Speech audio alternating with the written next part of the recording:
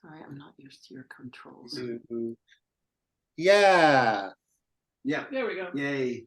And that looks This cool. is a map, satellite map of what is thought as mostly Scandinavia.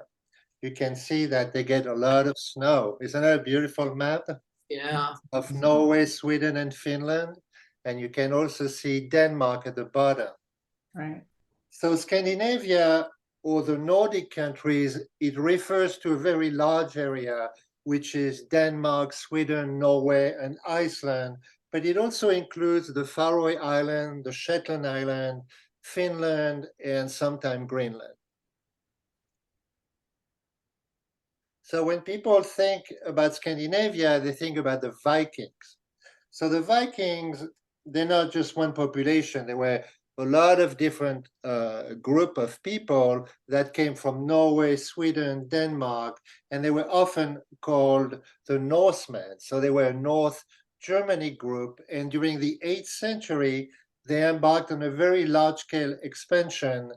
And you can see on this map that they went to all these places. And it is known that they also landed on the American continent. So they were great explorers. This is the Trudolm Sun Chariot. It's a Nordic Bronze Age, so it's around 2000 BC. And it's an artifact that was discovered in Denmark. It's quite magnificent. Yeah. A pre-Viking horn helmet, which was found in Denmark. And this is the Bronze Age, so it's around 3000 BC. It's quite a striking helmet. And this is a Viking ship that was found in Hosberg in Norway. Yeah. And it's very typical of Viking ships. Carving. Mm-hmm. Yeah. Bow. This is the Codex Runicus. It's a vellum manuscript from 1300, and it contains the oldest text of the Scanian law. The Scanian law was the first Nordic law to be written in runes. So runes are letters in a set of related alphabet known as runic alphabet. So they were used to write various Germanic languages before the adoption of the Latin language. Latin alphabet. Picture stones. They ornate slab of stone from the Viking era, and they mainly differ from rune stone because instead of presenting runes and text, they show the message in pictures. Makes a lot of sense. Yeah. I don't understand the picture. This is another picture stone. So they've overlaid on Photoshop to show you what the artwork was like. This is the close-up of a Viking sword pommel, probably from the 6th century. Still the wire. Yeah. And these, the next two, these are called the Osberg animal post. The head post, there's like 5 different posts with carved animal heads from the Viking age found in the Osberg burial mound. And that find, that ship I showed you before also come from that same find. Cliff, this is the other one. No. These Cliff and I know them well. These are the Lewis chessmen, and these are Viking. It's a Viking chess set that was found in the Outer Hebrides in the north of Scotland. It's a group of very distinctive medieval chess pieces from the 12th century. And they call The walls are grown up. He doesn't look happy with his face. this is the Wicklow Madonnas. It's from the 12th century, and it's found in the Wicklow church. Oh, get Howard. It's quite Howard!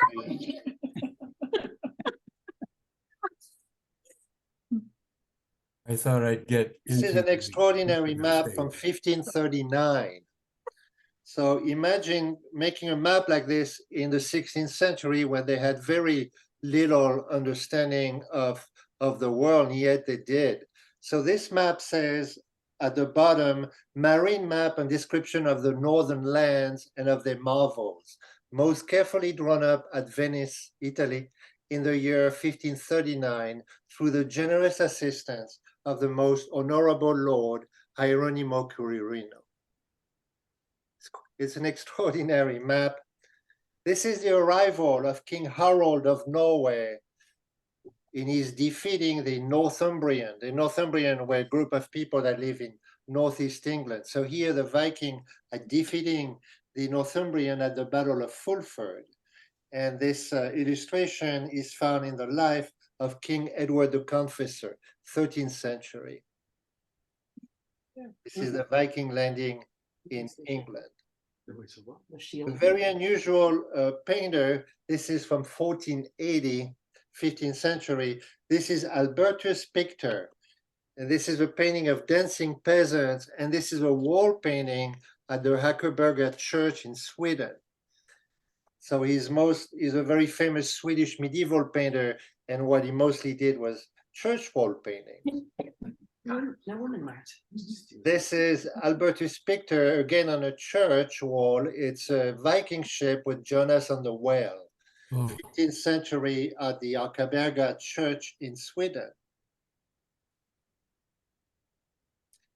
And this one is really cool. This is Death playing chess. Just with death. You lose or die. Shades of. An illustration from the 18th century. This is from Iceland. This is a manuscript called Thor Fight with a Serpent. Thor in Norse mythology was the god of thunder and lightning, and he was a symbol of strength. Now, are they still using the runes up at the top Yeah, there? you can see it's a Yes, Or is those it are kind of a mix runes. of Yeah. Runes in Latin or something? This is the life of Saint Aubin. It's an illuminated manuscript, and what it shows is the Viking invasion of northern France. They came, the Vikings, different group of people, the Danes, the Norsemen, for centuries raided France and many other countries. This is a French illustration from 1555, and it shows Viking carrying their boat.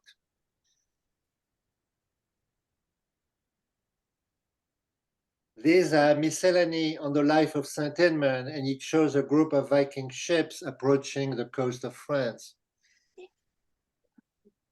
So people were very terrified of Vikings, and they built many forts along rivers on the coast to defend against the invasion.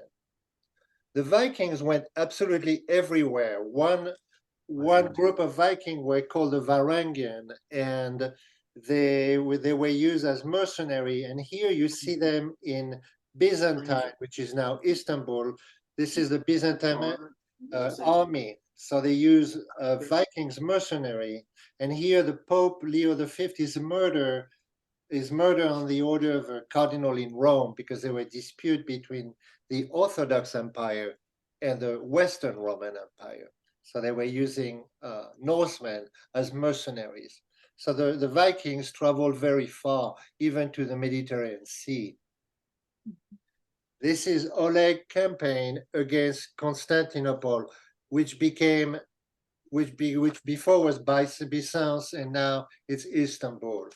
So Oleg of Novgorod was a Ruridic prince who ruled the Rus. The Rus are the Russian ancestors and the original Norsemen.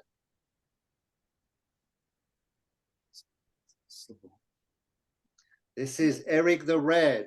It's an illustration from the 17th century. Eric the Red was a very famous North explorer, and is described in medieval and different sagas as having founded the first settlement in Greenland.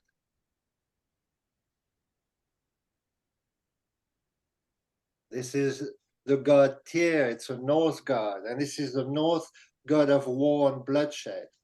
This is from an Icelandic manuscript from the 18th century.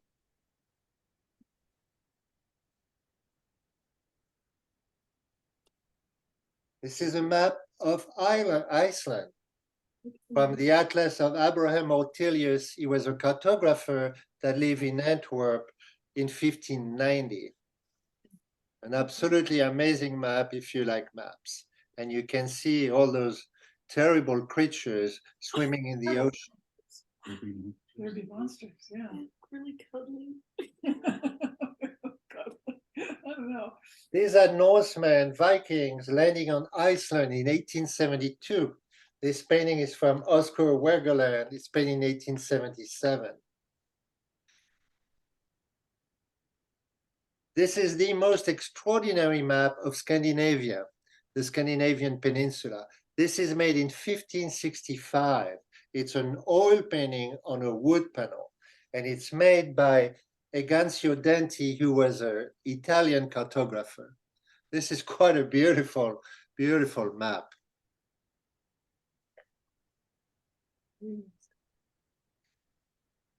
Michael Sito was a painter from Estonia who worked as a court portrait painter for Isabella, the Queen of Castile. And this is a portrait of the Danish king, Christian II. I do not know what these objects are above his head. I have looked, maybe they pin on a hat. I don't know. Yeah, Must be Yeah. something on Yeah. there. yeah, it is. Jewels or Yeah. pins, yeah. Yeah. Same artist, Michael Sito, remarkable painting. This is a portrait of Diego de Guevara. He was a Spanish ambassador born in 1450. So this is the same artist from Estonia. Wow, look at the treatment of the Sure. And this is a portrait of a man. We don't know who it is. It's an oil on oak wood, 14 inches. That is quite strong. Wow.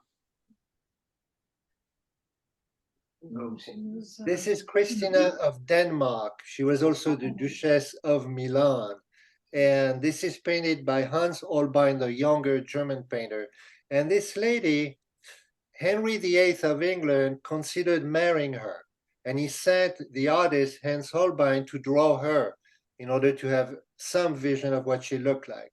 But he must not have chosen her, and she's very fortunate because he never married her.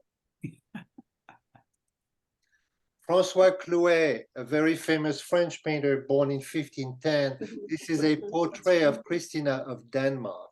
It's painted in 1553. It's absolutely lovely.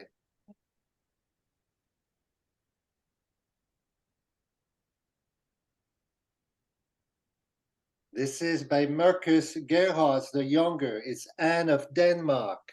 And she also became Queen of England. She was born in Denmark in 1574, but she married King James at the age of 14. And so she became Queen of Scotland and Queen of England and Ireland, just like that. So you can see the contrast between the naively painted face and the rendering of the clothing. The clothing is just absolutely amazing. Yeah. The next painting has nothing to do with Scandinavia, but it's another painting by the same artist of Queen Elizabeth in 1592. I just have to show you that one because it's pretty outrageous, really. I don't know what you mean. Talk about a wall's place. King Gustav I of Sweden. It's an oil on canvas, a huge oil painting that measures 76 inches tall.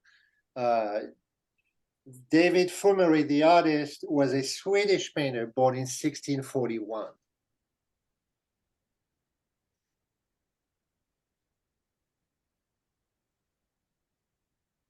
nice legs. This is an artist called Morten Steenwinkel, and it's Magdalena Sibylla of Saxony, who was Princess of Denmark. And also the Princess of Norway. That's all we have of her. And this is painted in 1545. An unusual painting. This is from Iceland. This is an Iceland bishop called Holar and his 3 wives. His name is Gisli Polaxson. So they were pretty relaxed in the custom in Iceland. And they all look, everybody's very happy. Yeah. Very famous painting and unusual. This is a halo display from the 17th century by an anonymous Baltic portrait painter. I'll show you Alexander Roslin. He was a Swedish painter and he's known for his portrait of aristocratic families. He lived in France for 30 years, but this is a portrait of the artist and his wife. And you can see she's using pastel. Pastel was a big thing in the 18th century.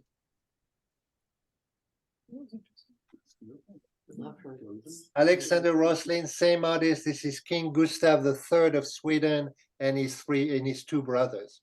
Oh, they look alike. Nice. The What, color of what the- year is that, Christian? This is 1771. The color of the clothing on the man dressed in gold Yeah. is absolutely amazing. Yeah. Yeah. You know, how he's able to render gold without using gold is remarkable.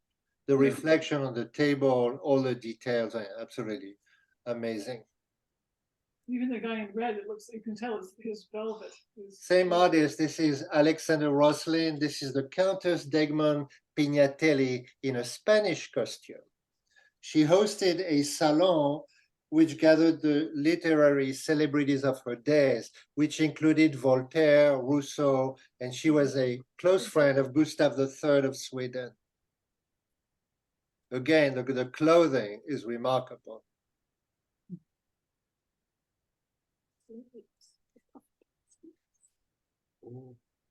This is Gustav III of Sweden, same artist.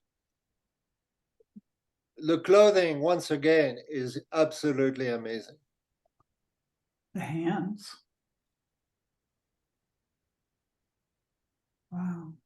Looks like a photograph.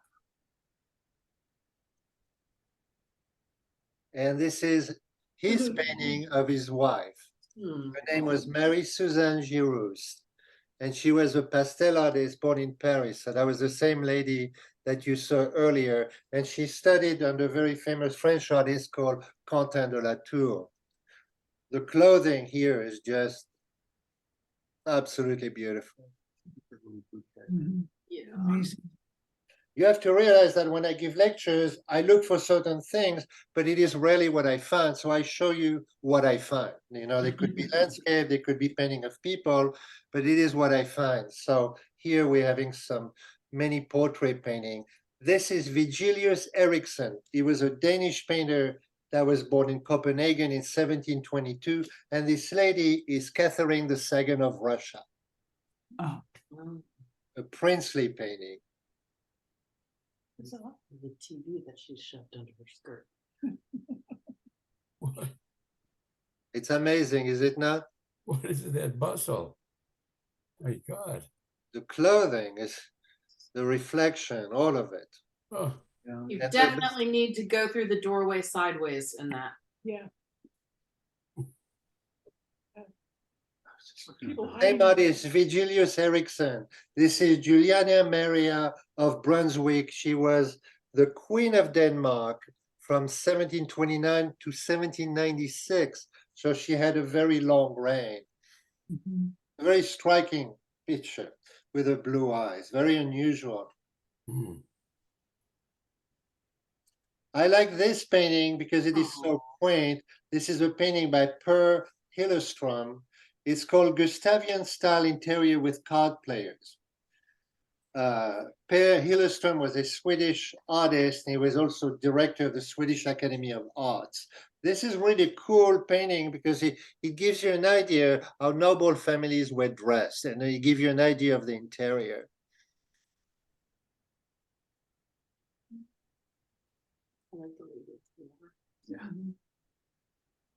This is Christopher Willem Eckersberg. He's a famous Danish painter considered the father of golden Danish painting. And this is a view of Kronborg Castle in Denmark.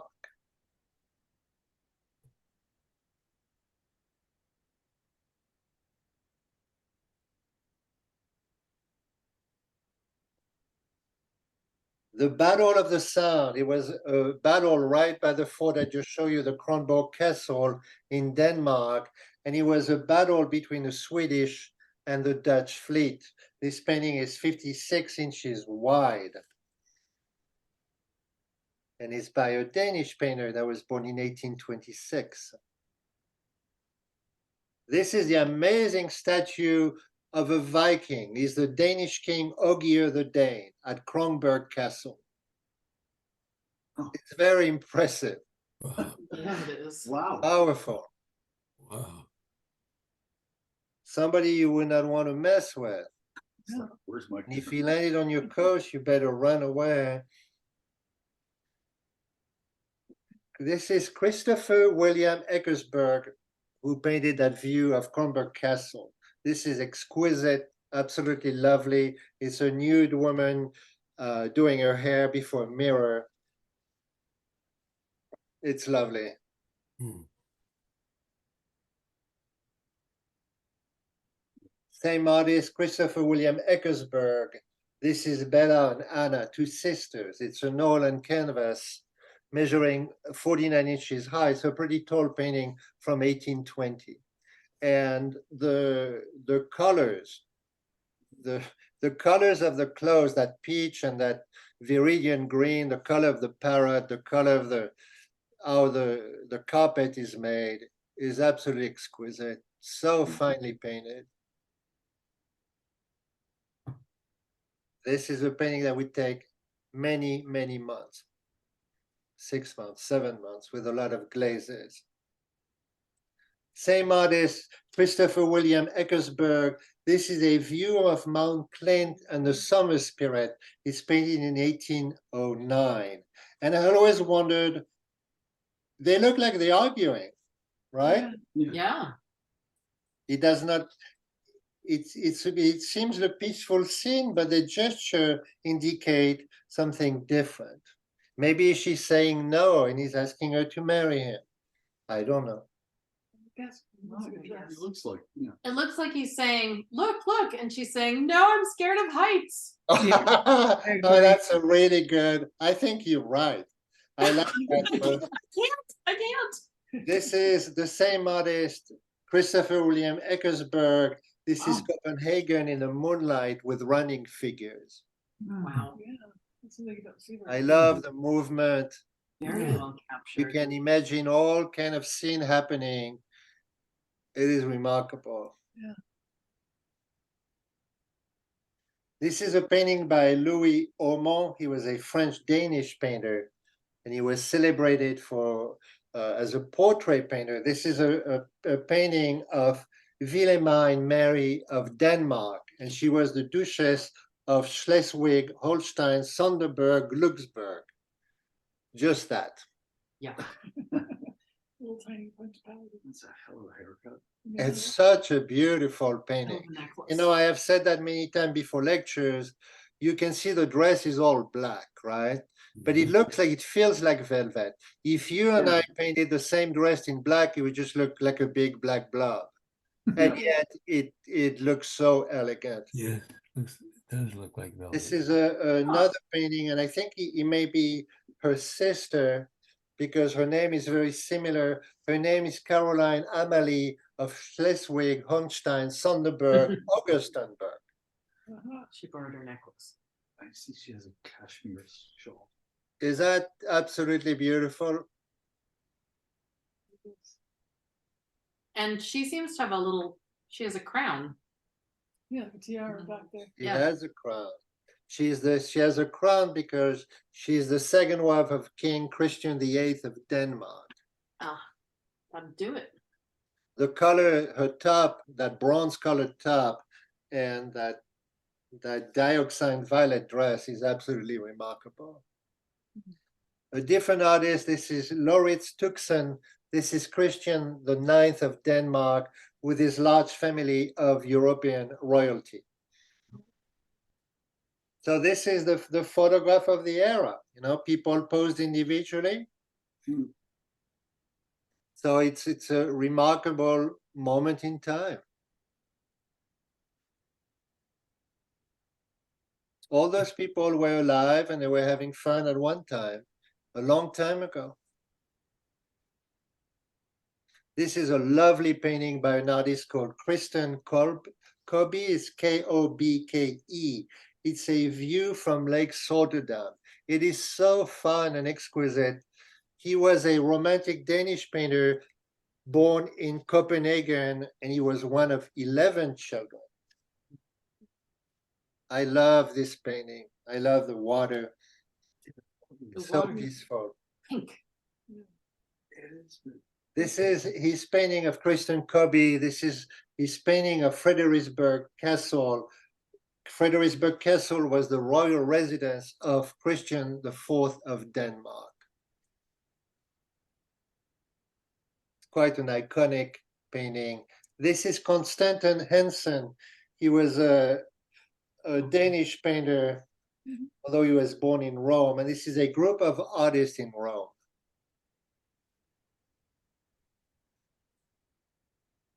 I love how he did the floor. It may appear simple, but this would be very difficult to paint such a floor. Yeah. Mhm. This is William Benz. It's the interior from Amélie Gade, some woman name, with the artist's brother.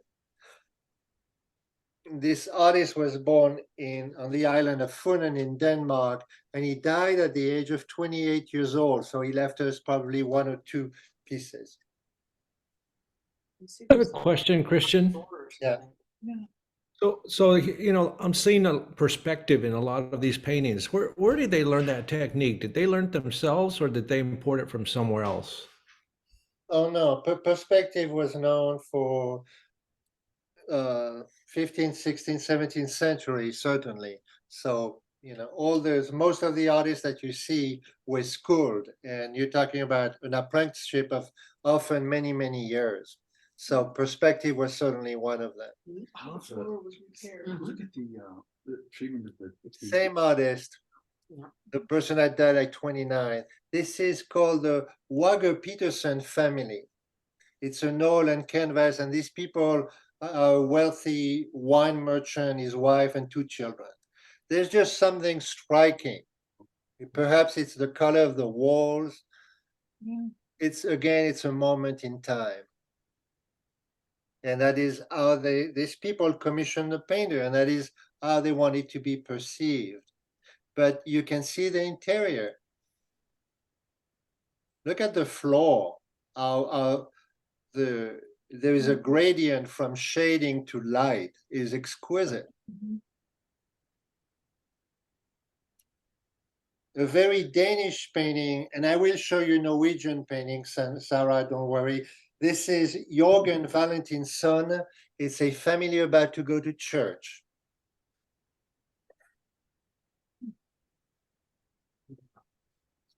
It's pretty, huh? Yeah. Beautiful colors. And now we're seeing some ordinary people. But not Yes. just This is Johan Lundberg, and this is an autumn landscape. He was a Danish painter, and he was known for his landscape, and he also died at the age of 29 years old between a conflict between Germany and Denmark, and he was called the Schleswig War. So he died very, very young, but he left us this beautiful painting. This is a very complex painting by Otto Bacher. It's called Tropper. It's the Danish soldiers returning to Copenhagen after the war I just told you about, the Schleswig War in 1849. And Otto Bacher was a Danish realist painter. It's very, very complex and very photographic-like. Remarkable painting. And I can tell you by my experience, it would require, I would say, 2 years to paint a painting like that. Unfortunately, I do not have the size, but it looks very big.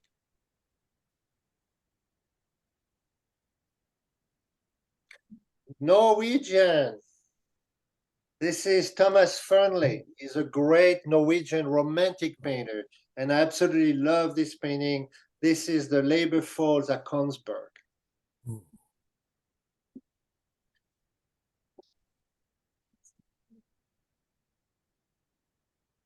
Same artist, Thomas Fearnley. This is the Greenwald Glacier, and it's painted in 1838. Is that beautiful? Beautiful. Wow. Absolutely beautiful.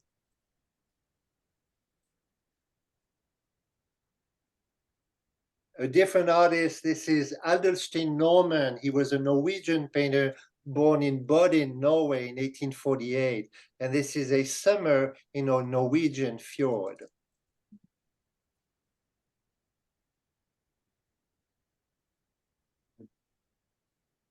The artist here is Heinrich Louis Gurlitt, and he was a Danish painter. He was born in 1812, and these are the cliffs of the island of Maud. It's a 78 inches wide, so a very large painting. His depiction of the terrain, that feeling of three-dimensionality in his painting is remarkable. You've got those two little people in the left, just to give you a little bit of scale. Some sheep. Yeah, and you have a steamship far away in the ocean. Yeah. Just out in the bay, yeah. Since I was talking about Viking, I could not help to present these two paintings, which could be considered Scandinavia, but it's a stretch. This is William Bradford. It's Abandoned in the Arctic Ice Field. Pretty intense, huh? And since I was at it, I will show you an American painting by Frederick Edwin Church. And if you've seen it in person, this is a 10 feet wide painting. I actually saw it at the Dallas Museum of Art. This painting will blow you away. It is absolutely incredible. Right. It's immense. Mm. It's immense. It's it's something to behold. This is great art, undoubtedly. Remember from Iceberg. But to go back to Iceland, this is a very iconic Icelandic painting by a gentleman called Polarin Polaxen, and the piece is called Penglevir.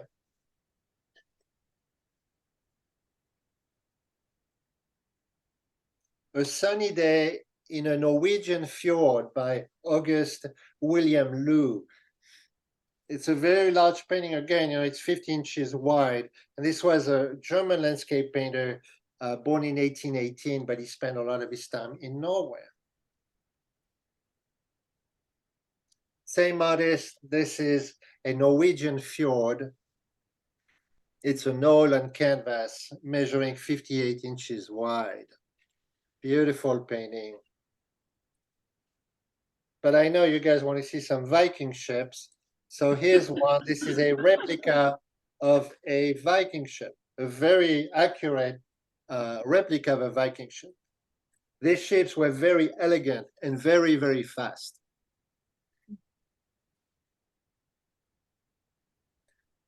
A Danish painter, Johan Peter Radzig, it's Storm on the west coast of Jutland.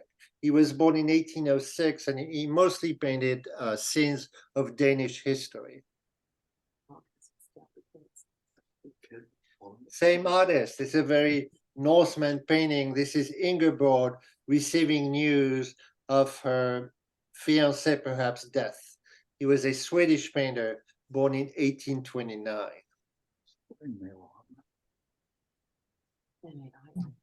Yeah. This is the funeral of a Viking and the funeral of a Viking ship. You can see they're burning his body with the ship. This is painted by Frank Bernard Dixie in 1893.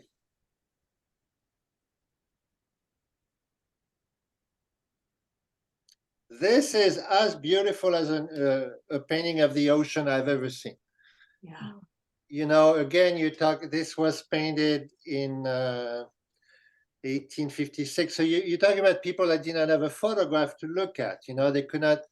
They had to observe the movement of the water.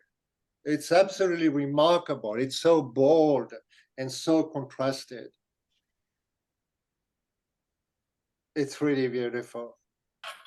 Those colors are incredible.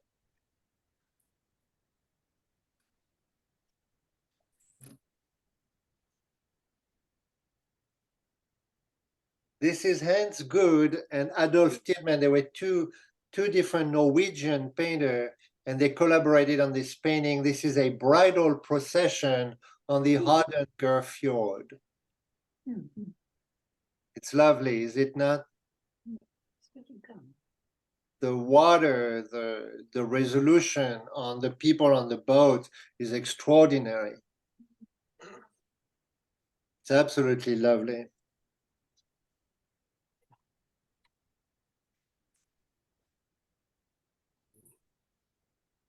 This is an oil and canvas by Hans Good, one of the artists you saw before. This is a fresh breeze, sorry, of the Norwegian coast. It's an oil and canvas.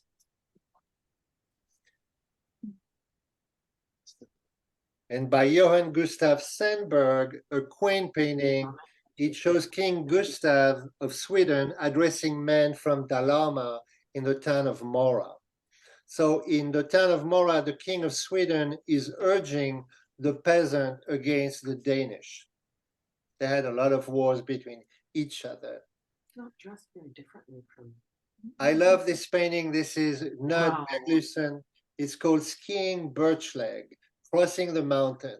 And the birch legs were very tough, hardy men who were very, very poor. So they had to wear leggings made of birch. And that's why they call the birch leg. And here they're carrying a royal child. The child is being transported to safety during the Norway Civil War in 1130. Wow. A widely different painter.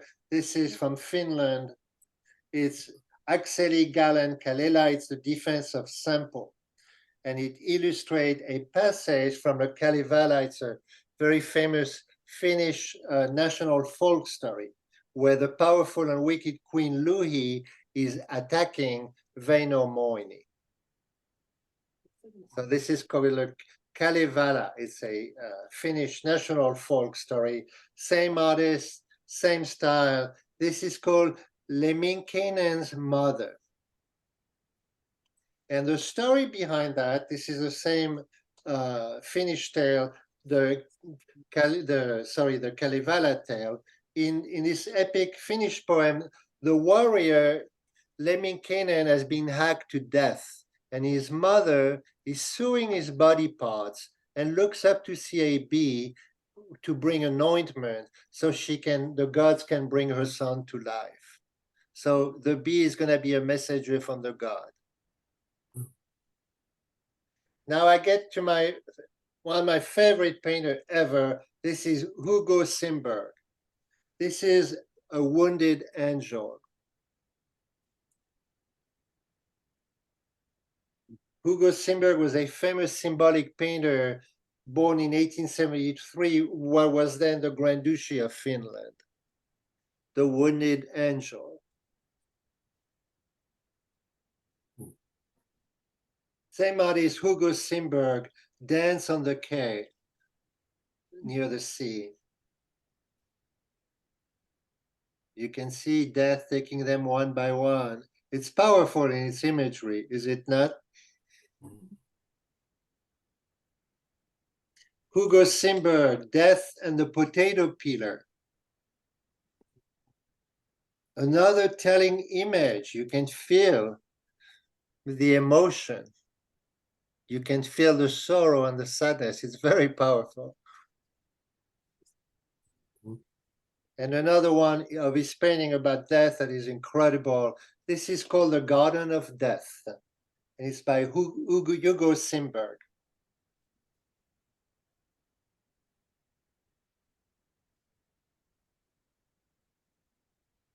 A very different artist. This is Albert Edefeld. And he was another artist born in the Grand Duchy of Finland, but he also lived in Paris. This is the Duke Karl insulting the corpse of his enemy, Klaus Fleming. And you can see how he's pulling on the beard of his enemy who has died. And he's looking at him with contempt. Same artist, Albert Hedefeld, and this is the painting of a child funeral. It's painted in 1879. Highly realistic and powerful image, but he painted a happier piece. This is his painting of the Garden of Luxembourg in Paris. It's painted in 1887. It is absolutely beautiful. The composition, it feels very natural, as if someone had taken a photograph. Nobody's posing. Albert Hedefeld, this is a painting of the famous French scientist Louis Pasteur. So Albert Hedefeld became a friend of the son of Louis Pasteur, who introduced him to Pasteur. Pasteur, as you know, he discovered pasteurization and he developed vaccine against anthrax and rabies. Same artist, this is Albert Hedefeld. This is Queen Blanche of Norway and Sweden with her son Hakon. And you can see the tenderness of this painting.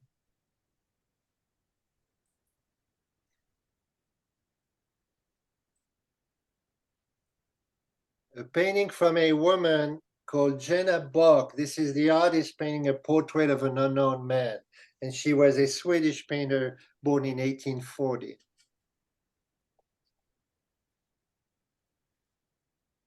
And Jenna Bock, I found this painting of her. This is a painting of her sister. And it is remarkable in its expression.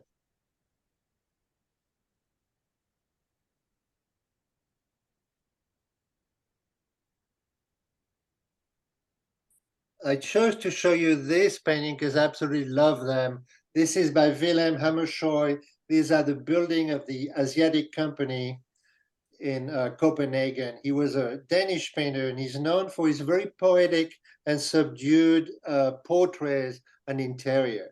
This is quite exquisite. Hold on, I'm meeting someone.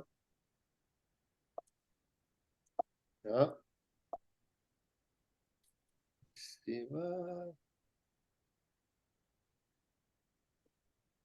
This is a second view of the Asiatic Company. It's an oil canvas that measures 65 inches wide and it's painted in 1902. There's something unique about this painting. It looks simple and yet it isn't. The composition is absolutely beautiful. I'm going to show you three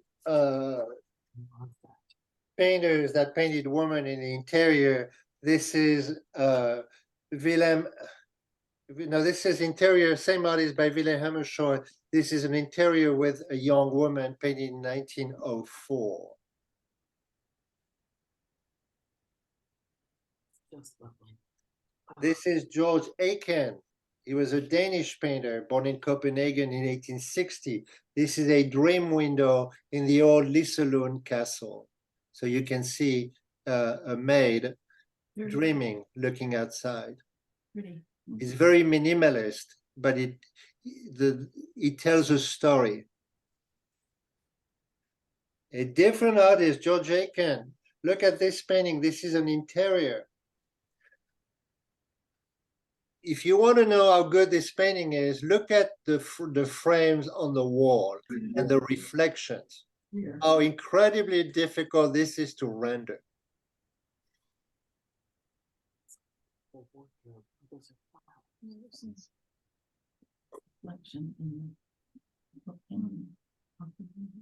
This is one of the two most beautiful watercolor, and I say that again, this is not an oil painting, this is a watercolor. This is one of the two best watercolors I have ever seen. This is Anders Zorn. It's called Summer Fun. It's a watercolor on paper. Anders Zorn was a Swedish portrait painter who actually painted 3 American presidents, including Theodore Roosevelt. So the painting depicts the artist's wife, Emma Zorn. She's standing in a white dress and she's waiting on the edge of a wooden pier. And this painting sold in 2010 for $30 million for watercolor. The water is incredible. Absolutely mind blowing. You can see the rocks below the water in the Yes, front. you can. Yes, you can. That's a good observation. Now, a really fun painter. This is from Sweden. His name is John Bauer, and his work often address Swedish mythology, Viking mythology, and fairy tale. So this is the trolls with an abducted princess, and the text says, "Look at them," troll mother said. "You won't find more beautiful troll on this side of the moon." Yeah. And in this painting, he's showing Tufstar is looking wistfully into the water. It's a watercolor. Is that Kane Wilson? Who was this artist? Who is the artist? The artist is John Bauer, Bauer. This is August Malmström Dancing Fairies. It's a Nolan canvas from 1866.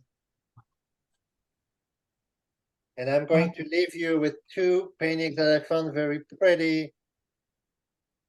This is Anna Billing. She was a Swedish artist. It's a dusk landscape with birch trees. And I will leave you with this very striking image.